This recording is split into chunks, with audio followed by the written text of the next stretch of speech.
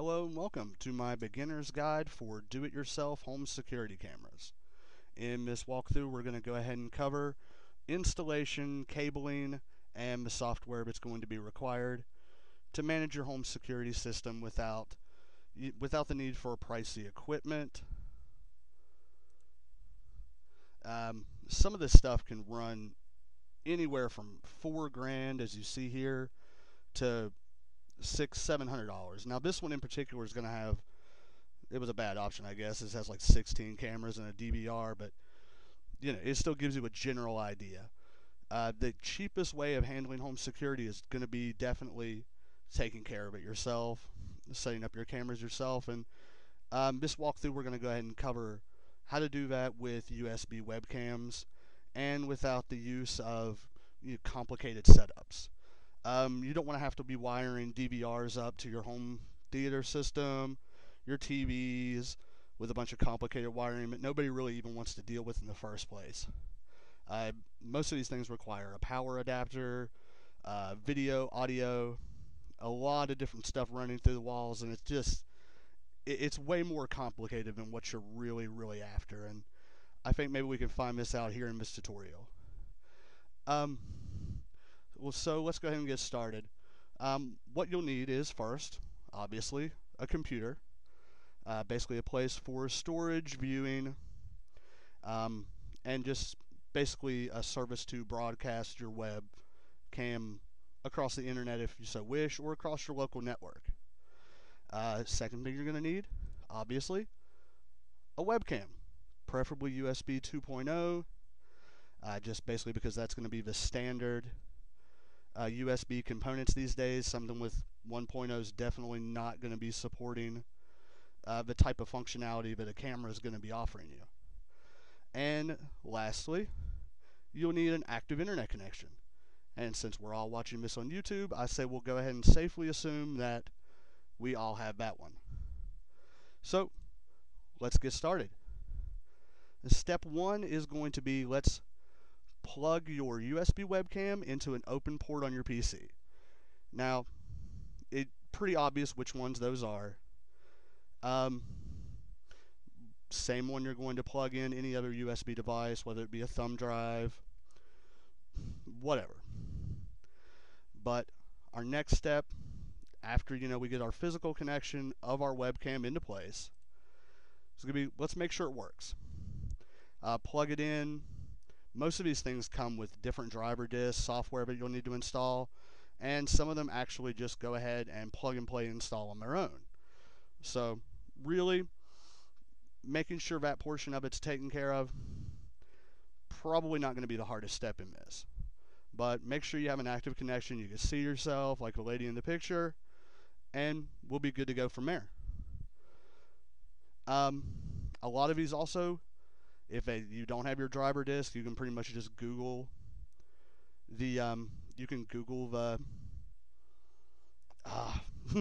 you Google your model number of your webcam, and it should pull you up all your instructional documentation, and you can go from there.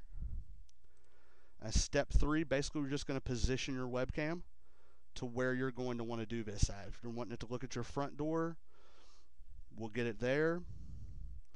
Move it across. There's some other places that, in particular, most people like to install their security cameras. Examples would be back doors, garage, things of that nature. And then you're sitting there saying, okay, now that we've got a position where we want to cover, what are my options on wiring? Well, when we're dealing with a USB 2.0 connection, more than likely you're just going to go ahead and plug it straight directly into your computer, laptop, something of that nature.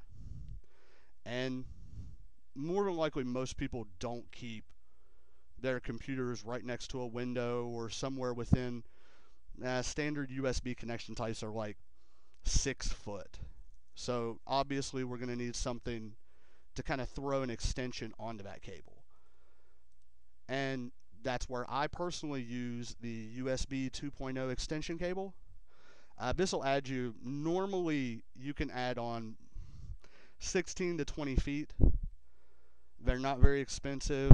I got mine at Radio Shack. I think it costs like $16. So nothing really high price. But as you can see, my setup, I've got mine right underneath the awning here. It's just a standard Logitech camera. I've got it up underneath the awning just to prevent rain, weather from damaging the equipment. So it can just go basically anywhere that weather protects, unless you want to spend the time insulating it. But I've got mine right into the screen door housing. Just unscrewed it, popped it behind there, and I ran it right along the corner here into the door. A little bit of tape just to kind of keep the door from maybe stripping the wire. Right around through here. Not really necessarily the neatest setup, but it works. And we come down through the ceiling panels and down to my computer. There are other options you can use if, let's say, you're looking for something that's possibly more than 16 to 20 feet. There are plenty of other options you can use with it. I also like this one, the USB over Ethernet connection. This is pretty standard stuff. You've got your USB end here that's going to plug into your computer, and then right in through here, well, I'll just show you. Basically what we've got here is your male USB end that's going to plug into your PC. It's standard USB 2.0, and on the other end here we've got an Ethernet port. So you can take your plug, and we'll get the camera adjusted here, and you're just going to have a standard Cat5 Ethernet cable that plugs into your router, any other internet enabled device. And we'll just, kind of hard to do one-handed, but that snaps right into place. And you can basically extend this all the way to the other end where you'll plug in your webcam right onto the other side. Now these cables can be as long as you really need, but I wouldn't exceed more than maybe 300 feet, just for the fact that you do lose decibels per so many feet that you're connecting your cable to. So if you want to maintain the same amount of power, I wouldn't take it too far. So now that we've got everything covered, we can go ahead and what we'll do next is we want a program that we need to install is called Webcam, and it just stands for yet another webcam software. So this is simple, this is free, anybody can use this software. You'll want to go here and it'll just give you a quick rundown as to what you're looking at. So Webcam is software for Windows written in Java.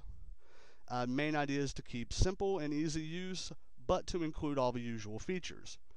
So basically what it's going to do is it features video streaming, image snapshots, built-in web server capability, motion detection, and password protection. Everything you could ever possibly want in high-end security, and it's not costing you a dime. So far, the only price you've paid into anything is obviously the price of your webcam and your extension devices. So, you know, we're really not pushing anything too heavy duty when it comes to the price of what we're using. So we'll go ahead and click on the download site, and you'll just click right here. And I'll include links to all this in the comment section. But you'll go ahead and click here. It'll download your install file. And installation's basically just standard. And when you're done with your installation, you'll get a cool little eyeball icon like this one. And basically what we'll do is it'll go through, and there we go. Select the webcam you want to use. I only had one connected, so it'll automatically default to that one. But it'll go ahead and it'll show us what's on the other end of our camera. So here's our settings panel, and it'll open up just when you open it too. So you've got your selections here for your motion detection, but the coolest feature, I think personally, is that you can broadcast these across your own network. So we can go over here and go to what's my URL. And it'll pull us up and we'll look right in. And if we're on our own local network, we can stream right here. It tells you when somebody's viewing your camera. You can change your quality, scale it to where it's exact. You got your 30 frames a second. So you don't necessarily have to be on the particular device that you're running your camera to. So here's another one, is that this one here, the 192 numbers, 9 times out of those are always going to be the way you view on your own home network. Now let's say you're at home, you want to check in on, or you're at the office, you want to check in on everything. That's where you can actually go through here, and this one will make it active to any portion of the internet.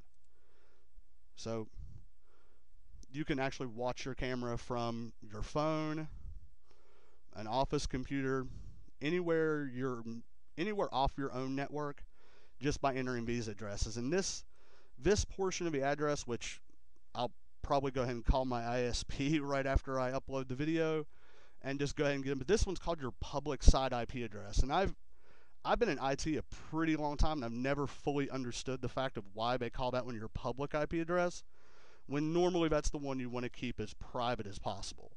So this one is just going to link in, and it's got an open port. And this one particularly, I've got mine set up to just 4.8. And you'll just enter this in on either your iPhone, just any browser you have available to you outside your house, and it'll go ahead and it'll let you watch the live feed of your camera. So we'll go ahead and we'll close that out, and you can enable your motion detection. So then you can go and you can open your Windows, motion detection, and if anything would happen to break the stability of this picture, someone walks up on the porch, anything of that nature, you're going to see it immediately, and it's going to snap a photo, and it'll save them here, or you can actually go ahead and set them up to send you an email. You can just go ahead, set that up. It normally configures your ports automatically for you, but if you need some help with that, Google can pretty much set you up any way you need, or you can just comment in the comment field below in the video, and maybe we can get you taken care of there. But so basically what that'll do is